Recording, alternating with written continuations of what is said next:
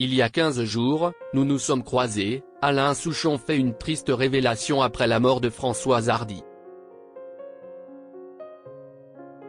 Alors qu'il pleure la disparition de son amie et consoeur Françoise Hardy, Alain Souchon a révélé aux Parisiens qu'il avait reçu des nouvelles peu rassurantes concernant sa santé quelques jours avant sa disparition.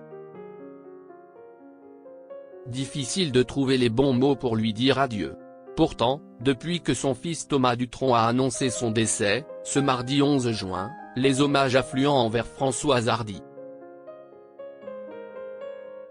Chanteurs, acteurs et même personnalités politiques, ils sont très nombreux à s'être emparés des réseaux sociaux pour saluer sa mémoire, alors qu'elle vient de rendre son dernier souffle à l'âge de 80 ans, après un long combat contre le cancer.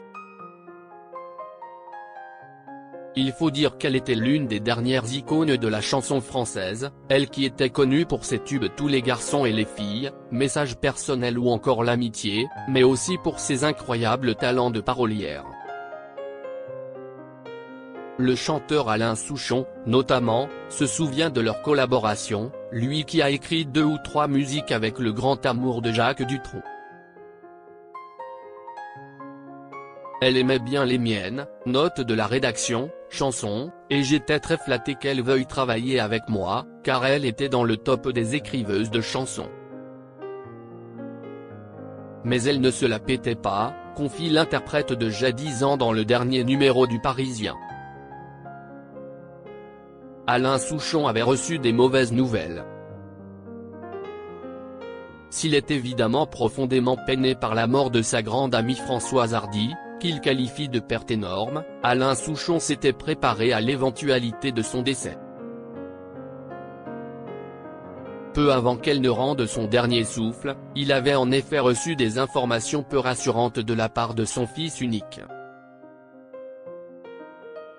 Lorsque nos confrères lui demandent s'il avait des nouvelles de la chanteuse, il répond en effet.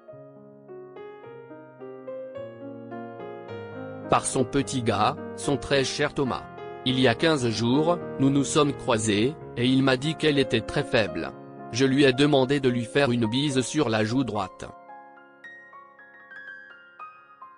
Quelques jours plus tard, il apprenait en même temps que la France entière la disparition de sa grande amie.